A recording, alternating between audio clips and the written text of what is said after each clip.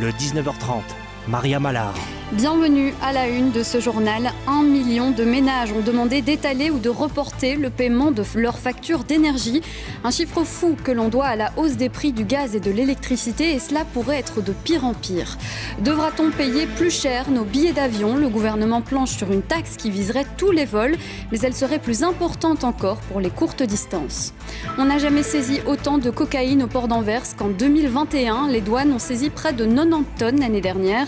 C'est 2 fois plus qu'il y a 5 ans. Ils sont plus protecteurs contre le coronavirus et sont recommandés pour certaines personnes. Les masques FFP2 sont-ils de bons alliés contre la propagation du variant Omicron ? Réponse dans ce journal. Et puis Hollywood dit adieu à l'une de ses légendes. Sidney Poitier est mort, il avait 94 ans. Il était le premier afro-américain à avoir reçu l'Oscar du meilleur acteur.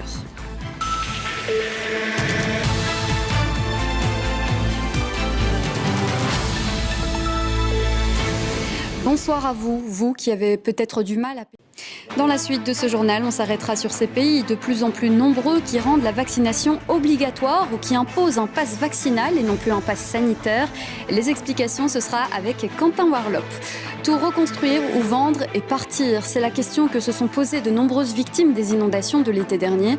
Contrairement à ce que l'on pourrait croire, ceux qui ont choisi de vendre trouvent des preneurs. Et puis on ira en Bretagne, à Cancale, en fin de journal. Paradis pour les photographes et amateurs de grand air, c'est notre perle d'hiver. Et un au revoir en breton naturellement.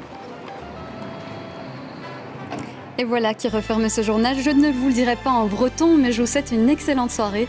Tout de suite, vous avez rendez-vous avec Caroline Dessognes pour la météo. Et ce soir, place à Renaud, toujours debout, un documentaire qui revient sur le parcours du chanteur.